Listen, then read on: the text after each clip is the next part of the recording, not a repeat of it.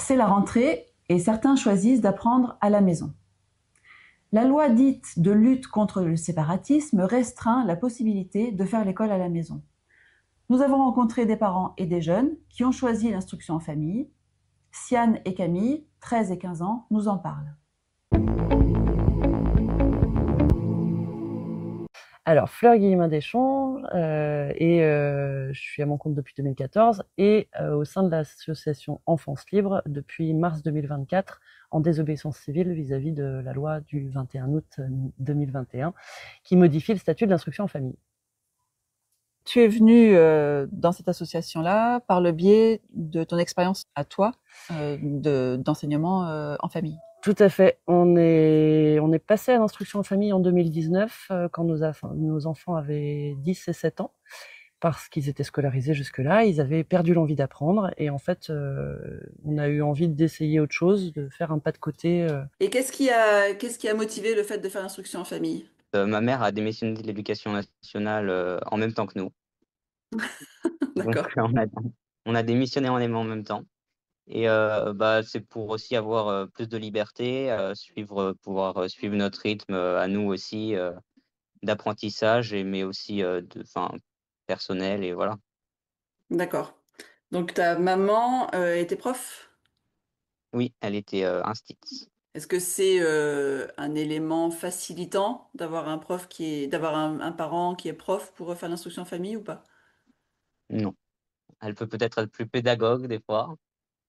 Pour revenir à toi, donc à ton expérience de la scolarité à la maison, parce que tu as connu les deux, est-ce qu'il y a quelque chose que tu retrouves pas en famille que tu trouvais dans le cursus classique et inversement, bien sûr? C'est des liens différents avec les frères et sœurs, avec les parents, peut-être plus de confiance, enfin voilà, donc plutôt des avantages. Plutôt des avantages à l'instruction en famille. Oui. Et puis j'imagine aussi pour tes rythmes et pour ce que tu as pu faire en plus de ta scolarité du coup. Mes rythmes aussi, scolaires, moi j'adore les maths, je peux pas avancer, comme, je veux à l'école. J'ai été, 6 mois en sixième. Pendant les 6 mois, on a fait, 3 fois du calcul mental et on avait, un exercice par semaine à faire, quoi. Tu penses que tu peux avancer plus vite en étant à la maison qu'en classe? Ah oui, oui, ça j'en suis certain même. Ok. Le lien avec l'association, c'est quoi? Quand on fait l'éducation en famille, on est forcément adhérent d'une association, on est forcément au sein d'une Alors association. Comment forcément ça se passe? non. Par contre, effectivement, surtout quand on vient d'un système scolarisé où c'est quand même source de rencontres que ce soit au niveau des enfants et des autres parents et tout ça, c'est quand même un biais pour rencontrer d'autres gens qui sont dans cette démarche-là. Un argument qu'on entend beaucoup, c'est que la vie sociale des élèves qui font l'instruction en famille est mise à mal, que l'enfant ne peut pas se socialiser correctement. Qu'est-ce que tu as à dire par rapport à ça? Alors déjà que c'est faux parce qu'il y a des gros réseaux, nous donc on est en Haute-Savoie, il y a vraiment un gros réseau, instruction en famille avec, énormément d'activités qui sont proposées à tous les enfants, de ce réseau-là. Et donc on fait, énormément de choses. Moi, j'ai fait du théâtre pendant longtemps, on n'est pas enfermé à la cave, quoi. Je fais du théâtre d'impro, je vais faire ma troisième année. Je vais aussi faire du théâtre. J'ai fait un autre truc qui s'appelle TUMO, donc c'est quelque chose financé par la région, où moi je vais choisir le cinéma, l'animation et le design 3D.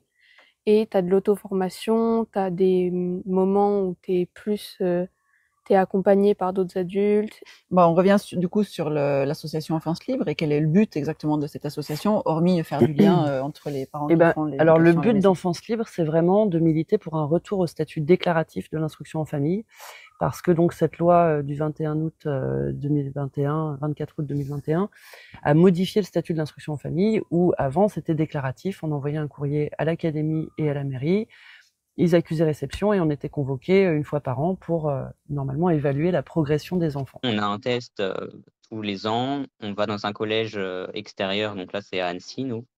Et ça se déroulait dans le cadre, on avait un inspecteur d'académie, 2 professeurs qui nous posaient des questions et voilà, ils nous interrogeaient. Qui permet de valider ton avancement sur ton cursus scolaire. C'est ça. Et en fait, on voit depuis le passage de la loi donc, qui modifie ça à un statut d'autorisation préalable. On est censé envoyer un dossier très complet sur notre façon d'aborder l'éducation de nos enfants, sur leur rythme, sur tout ça, que l'académie va jauger en fonction de ses critères académiques et que si ça rentre pas dedans, en général, c'est non. Il y a 4 motifs d'autorisation. Alors, handicap sévère de l'enfant, ne permettant pas une scolarisation, la pratique intensive d'un sport ou d'un art. Alors, les critères sont assez flous, hein, très franchement. Et le nomadisme de la famille, ou l'éloignement géographique d'un établissement. Et celui qui nous intéresse, nous, c'est le 4e, qui est la situation spécifique à l'enfant nécessitant un projet pédagogique adapté. Et on voit que, bien sûr, en fait, peut-être 80% en fait des gens qui font l'instruction en famille sont dans ce motif-là, parce que parfois on peut juste avoir envie de vivre autre chose avec nos enfants que ce rythme un peu fou. Et en fait, les chiffres qu'on a, parce que justement via l'association on regroupe beaucoup les chiffres, on référence toutes les situations, parce qu'en plus c'est un bazar pas possible, parce qu'en fait la justice ne sait même pas où nous ranger, et les services sociaux non plus. Parce que ce qu'on encourt en étant en désobéissance civile, la peine maximale annoncée, c'est quand même 7 500 € d'amende et 6 mois de prison ferme par parent. Parce qu'en fait, on est assimilé à des gens qui déscolarisent et qui maltraitent leurs enfants. Il n'y a pas de case pour des gens qui déscolarisent et qui s'occupent bien de leurs enfants.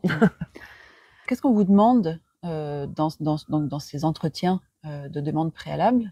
Nous, on est rentré en désobéissance civile parce que, par principe, on voulait pas demander l'autorisation à une administration compétente. Parce qu'en fait, nous, on a eu des contrôles avec l'académie et on a vu comment déjà ça s'est durci après le passage de la loi au niveau des attendus. Si on a eu plusieurs fois des contrôles abusifs, avoir l'inspecteur d'académie qui s'immisce dans notre vie personnelle sur des sujets qui ne concernaient pas du tout, et beaucoup de jugements sur notre mode de vie et tout ça en fait. Et du coup, on s'est dit, on va mobiliser nos ressources pour œuvrer à une cause un peu plus large que notre petit cas et essayer de militer pour un retour au statut déclaratif qui allait très bien. Et voilà, cette loi est complètement antidémocratique et abusive. Et un pays où il n'y a pas d'alternative à un modèle unique, c'est plus une démocratie. Si on veut parler des fondamentaux de la République, la Constitution oblige à une éducation gratuite. Mais finalement, l'éducation à la maison est une éducation gratuite. Gratuite, oui, surtout pour le gouvernement, puisque il nous donne plus la CAF et qu'on n'a pas l'allocation de rentrée. Ça, c'est parce que vous scolarisez pas vos enfants? Alors l'allocation de rentrée, oui. Les personnes en instruction en famille n'ont pas l'allocation de rentrée. Alors même qu'on achète du matériel pour nos enfants. Et là, depuis la désobéissance civile, on a eu donc la CAF qui nous a été coupée. On nous réclame 1 000 € de trop perçus depuis la rentrée 2024. Et on a eu une enquête sociale, une information préoccupante. Et du coup, en mars, on a eu une convocation pour le début de l'IP.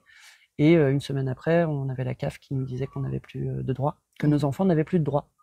Et selon vous, à quel titre ces dispositions sont prises dans la loi séparatisme? C'est la grande question. Moi, je veux bien qu'il y ait un droit de regard de l'État pour s'assurer effectivement que les enfants vont bien, mais visiblement, là, entre droit de regard et ingérence, la frontière est ténue.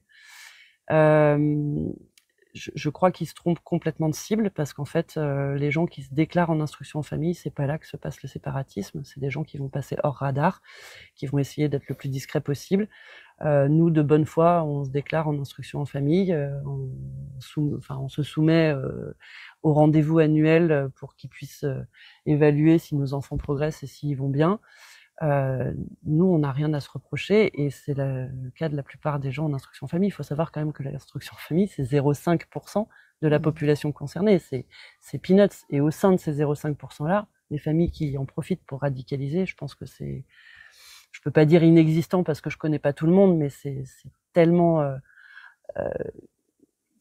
rien par rapport à des jeunes en souffrance dans le système scolaire qui justement vont être très énervés, très en colère et qui vont avoir tendance à aller se radicaliser. Je vais juste parler du risque de radicalisation. On pourrait imaginer qu'il est peut-être plus important dans les établissements privés confessionnels que dans l'éducation à la maison. Je vous répondrai oui, hein, très clairement. Bon, après, nos enfants sont jamais allés dans des établissements privés. Après, il y a des affaires qui sont sorties récemment. Où c'est quand même pas joli ce qui se passe dans ces établissements-là.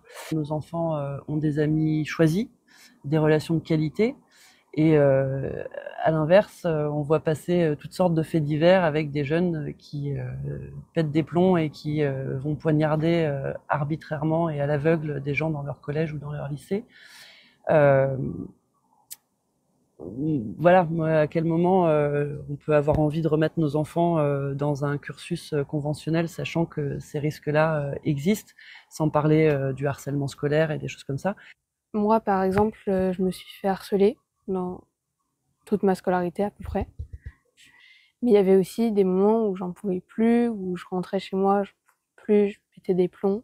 D'autant plus que nos enfants aujourd'hui n'ont pas envie de retourner dans les cursus conventionnels. Notre fille a des projets pour un peu plus tard, à partir du lycée.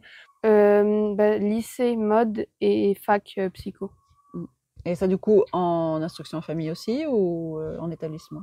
En établissement. Alors moi, je vais rentrer chez les Compagnons du Devoir. Donc voilà, je quitte l'instruction en famille pour repartir sur un cursus professionnel, pas standard. Donc voilà, je vais partir en alternance en menuiserie chez les Compagnons à partir de septembre. J'ai cette envie ça fait 3 ans que je suis décidé et que je sais que je veux faire ça.